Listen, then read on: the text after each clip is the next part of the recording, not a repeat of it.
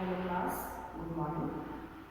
हिंदी में आज हम पाठ 14 मेरे मास्टर साहब का अध्ययन करेंगे। मेरे मास्टर साहब मतलब मेरे गुरु।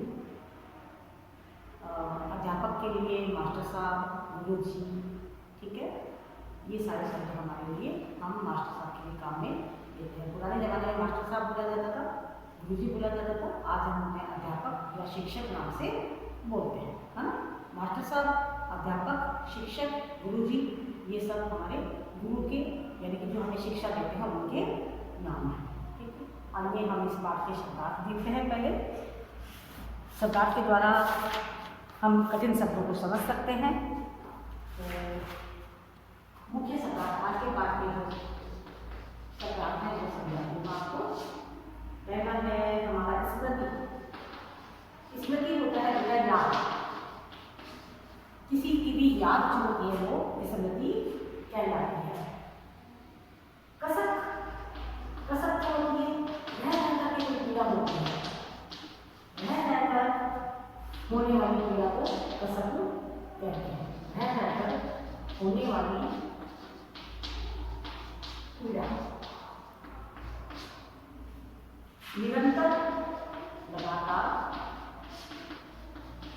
निरंतर, लगातार। प्रतिष्ठित, सम्मानित। प्रतिष्ठित मीन्स सम्मानित। धाक रहना, दबदबा रहना, प्रतिष्ठा रहना। धाक रहना, दबदबा रहना, शौहरत रहना, एक ही बात है, शौहरत रहना। और आफत, मुसीबत, आफत, मुसीबत। उस्ताद भी कहते हैं गुरु को। मैंने आपको 4 शब्द बताए थे, अध्यापक, शिक्षक, गुरु, मास्टर साहब। उस्ताद भी उन्हीं को कहा जाता है, शिक्षक। शिक्षक क्या? गुरु। अब हम आज का हमारा पहला पार्ट स्टार्ट करते हैं कि कहानी के बारे में हम क्या पढ़ने वाले हैं और क्या हम इससे सीखने वाले हैं। कहानी के राइटर हैं बेटा चंद्रगुप्त विद्यानगर। कहानी के राइटर हैं, लेखक कौन है? लेखक लिखी हुई यहाँ पे, लेखक हैं चंद्रगुप्त। बहुत अच्छी कहानी है ये, चंद्रगुप्त विद्यानगर।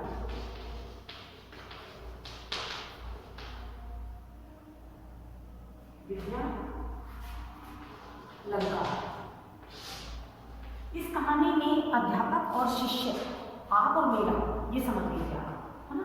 आप और मेरा, अध्यापक का शिष्य का संबंध बताया गया कि किस तरह से आज हम इतने बड़े हैं बेटा, लेकिन हमारे भी गुरु थे, हमारे भी अध्यापक थे और हम उनकी बातें हमें आज भी याद आती हैं।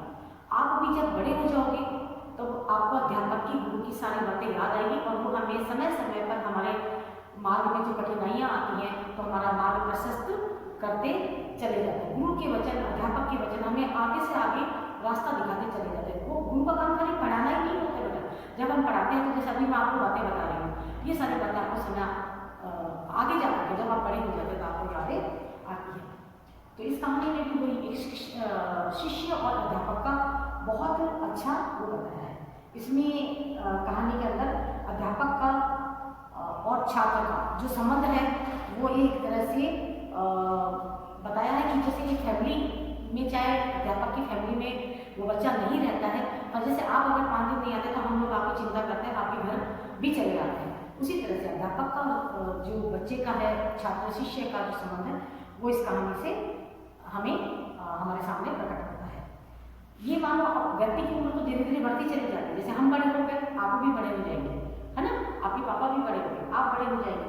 लेकिन जो बचपन की स्मृतियाँ होती हैं, बचपन की जो यादें होती हैं, आपकी अभी की जो यादें, वो आपके तमाम उम्र जीवन भर आपके साथ में चलेगी, हमेशा जीवंत रहती है। बचपन की बातों में कुछ कड़वापन भी होता है और बहुत सारी बातें जो होती है इतनी मीठी होती है कि उन्हें बार बार याद करने का मन करता है।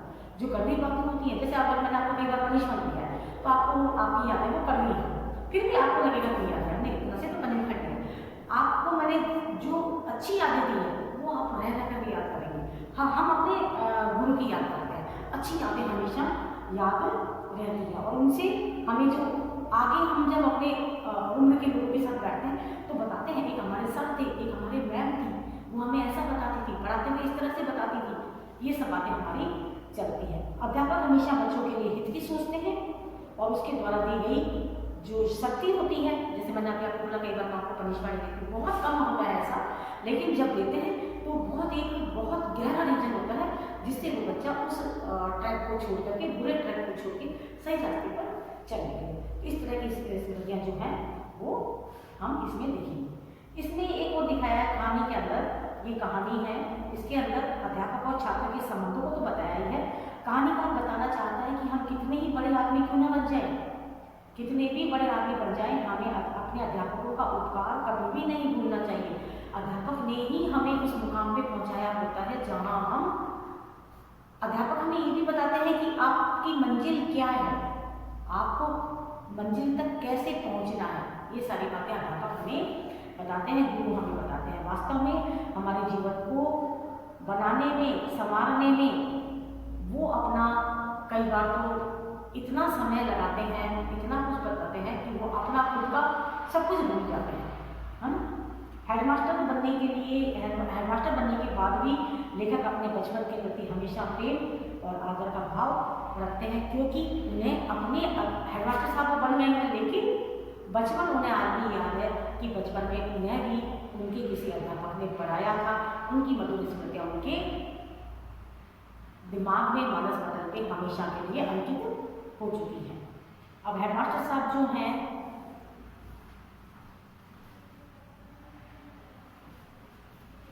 हेडमास्टर साहब जीवन की संध्या काल के निकट पहुंचकर भी उनका बचपन, उनका जो प्रातःकाल की जो यादें हैं, हर इंसान को प्रातःकाल की एक याद आती है। मम्मी उठा रही है, दूध पीना, बचपन की अगर प्रातःकाल में भी याद करूँगी तो मुझे भी यही याद आएगा, मम्मी उठा रही हैं, उठते ही हमने ब्रश मंजन किया, दूध पिया, उसके बाद जो अपने डेली के काम है वो सारे करके स्कूल जाना है, बैग लगाना है, मम्मी अच्छे से बाल बनानी है, बैग बनाना है, स्कूल जाना है। ये बचपन की सबसे पहली बात याद आती है। तो हेडमास्टर साहब को भी बहुत सारी बातें याद आती है, लेकिन कभी कभी उनके दिल में टीस मिटाने के लिए एकांत में घंटों में बैठकर वो निहारा करते हैं। क्या निहारा करते हैं कि मेरे मास्टर साहब का एक विशेष स्थान है जहाँ आज भी मैं प्रतिष्ठित कॉलेज का प्रिंसिपल हूँ।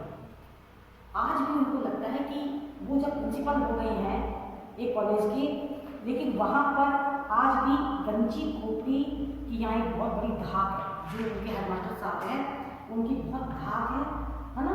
मेरी विद्वता और मौलिकता पर मेरे कॉलेज के विद्यार्थी और अध्यापक गर्व करते हैं।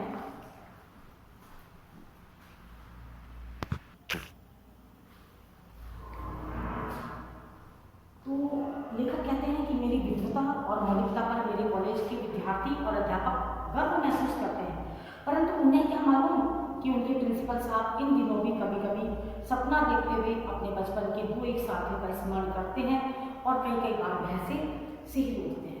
ये सारी बातें हम अपना आप महसूस करते हैं कि कई बार हम बहुत अच्छे मुकाम पर हैं, बहुत अच्छे मुकाम पर हैं, बहुत अच्छे मुकाम पर हैं, हमने अपनी मंजिल भी पा ली है, लेकिन हमारा जो दिमाग है ना उस पर किसी का कंट्रोल नहीं होता। और वो अगर बैक में जाता है ना, अगर वो अपनी पुरानी यादों में जब जाता है तो उसमें अच्छी यादें और कड़वी यादें सब एक साथ आती हैं, और अच्छी यादें आती हैं उसके साथ साथ जब कड़वी यादें आती हैं तो हमारा दिमाग, हमारा जो बॉडी है वो एक बार से हिल उठती है। कहती है कि मास्टर साहब जो हैं, पहले तो ये कि मेरे जब याद में करता हूँ तो सिर उठता हूँ।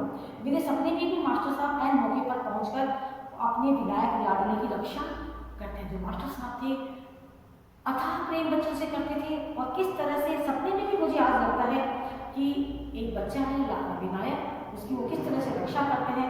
मास्टर साहब की वृद्ध छायामूर्ति को देखकर जब मेरा मन वह दूर होने लगता है, उस समय मेरी नींद उछटकर उस स्वप्न, भयंकर स्वप्न को बीच में ही भंग कर देती है। स्कूल की छोटी छोटी जमातों में से, जमात मतलब क्लास, कक्षा, किसी लड़के को खासकर नाम पड़ जाना सबसे बड़ा आफत है, ठीक है ना। स्कूल की छोटी छोटी जमातों में किसी लड़के का खास नाम पड़ जाना, किसी स्कूलों में यही होता है अक्सर, सब बच्चे, आप लोग भी रखते हो, किसी न किसी बच्चे का कुछ नाम रख दिया तो वो एक बहुत बड़ी आफत लगती है। जैसे सब बच्चे किसी को छोटू बोल रहे हैं, किसी को क्या बोल रहे हैं, आफत लगता है। इस उपनाम को रट रट करके लड़के उनकी नाक में दम भी कर देते हैं, वो सुन सुन करके पागल हो जाता है। बदकिस्मती से मेरे माँ बाप ने मुझे जिस स्कूल में भर्ती कराया था, लेखक कह रहे हैं, मेरे माँ बाप ने जिस स्कूल में मुझे भर्ती कराया था उसमें शीघ्र ही मेरे नाम के साथ चूहा विशेषण जोड़ दिया गया और लेखक को लोग चूहा शब्द बोलते थे। लेखक बड़ा चिढ़ता भी था, बहुत चिढ़ता था। ये कटु कटु स्मृति है उनकी, बहुत चिढ़ता था लेखक चूहा नाम से। मुझे ठीक याद नहीं कि ये नाम किस दिमाग की उपस्थिति, मुझे आज तक नहीं पता कि कौन से भैया ने मेरा ये नाम रखा था, लेकिन मेरे को बहुत गंदा लगता था जब मुझे लोग चूहा नाम से बोला करते थे। शायद मुझे ऐसा लगता है कि मेरे गणित के अध्यापक जी ने मेरी चंचलता को देख करके मेरा चूहा नाम रख दिया था और मुझे एक बार चूहा नाम बोल दिया था। उसके बाद से सारे लड़के, सारे स्टूडेंट मुझे चूहा नाम से बोलने लग गए थे। और इतना मुझे अच्छी तरह से स्मरण है कि मेरा छोटा कद, मेरी तेज चाल और चमकीली आंखों के कारण शीघ्र स्कूल में मेरा नाम विनायक चूहा पड़ गया। नाम तो था ही विनायक और सर ने उसको देख बोल दिया चूहा, तो उसका नाम पड़ गया था विनायक। जो भी कहते थे विनायक चूहा आया है, नहीं आया, विनायक चूहा ने ये काम बोला, विनायक चूहा आपको सर बुलाया, इस तरह से। तो इन सारी मधुर स्मृति और कटु स्मृति लेखक की मधुर स्मृति और कटु स्मृति हम आगे वाले क्लास में पढ़ेंगे। आप शब्दार्थ कर लीजिएगा। Thank you.